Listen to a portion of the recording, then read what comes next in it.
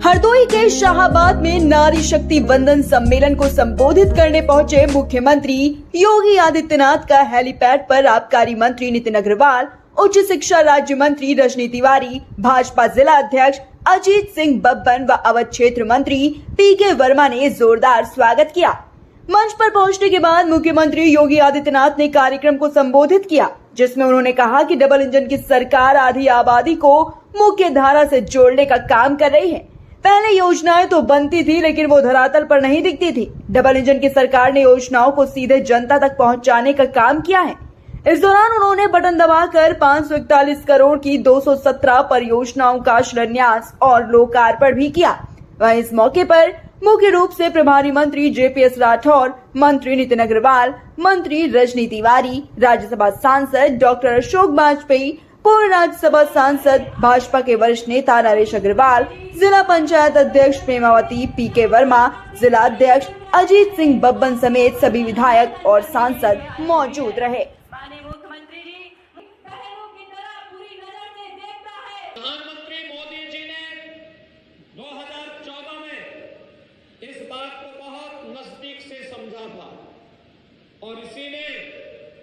देश के अंदर आजादी के बाद पहली बार देश के राजनीतिक एजेंडे का हिस्सा महिलाएं बनी थी। देश की योजनाओं का आधार महिलाओं को केंद्र में रख करके बनाया गया था। आप देखेंगे एक एक योजना आज देश की आधी आबादी को केंद्र में रख करके उन्हें ध्यान में रख करके बनाई जा रही है। इन योजनाओं में अलग अलग प्रकार से उनकी सुरक्षा से जुड़ी हुई योजनाएं भी हैं, उनके सम्मान से जुड़ी हुई योजनाएं भी हैं, उनके स्वावलंबन से जुड़ी हुई योजनाएं भी हैं और इन योजनाओं को प्रभावी ढंग से लागू करने के लिए, उनके क्रियान्वयन के लिए, उनके एक निश्चितकालीन समीक्षा करने के लिए डबल इंजन की सरकार लगातार कार्य कर रही है। आज उसी का परिणाम है कि जनधन अकाउंट से लेकर के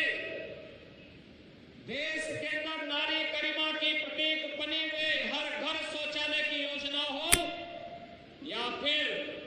हर उस परिवार का जिसने आजादी के बाद अपने स्वयं के सिर को ढकने के लिए छत नहीं प्राप्त कर पाया था,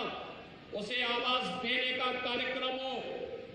या फिर 5 लाख रुपए की स्वास्थ्य बीमा का कवर के लिए आयुष्मान भारत की योजना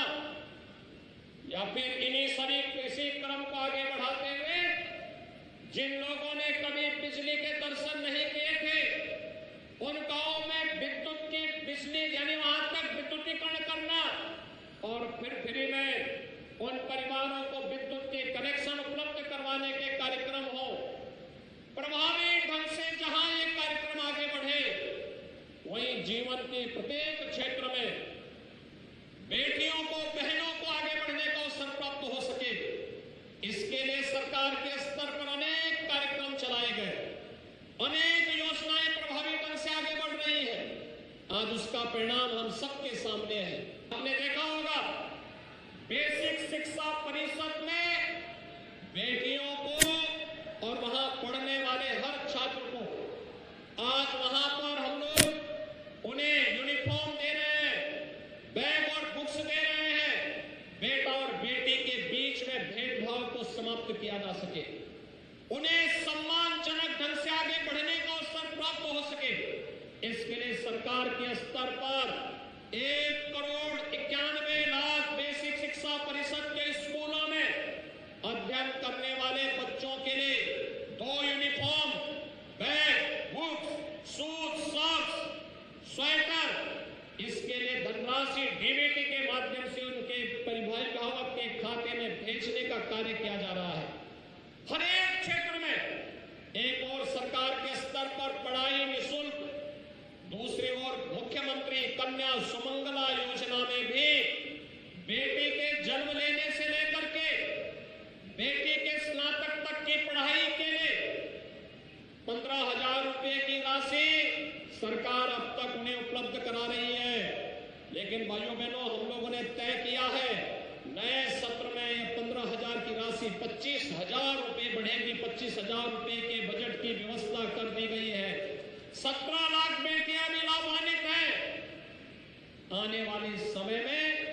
और भी बेटियों को इसके साथ उनका रजिस्ट्रेशन करते हुए उन्हें हम इस योजना से लाभान्वित करने का काम करेंगे।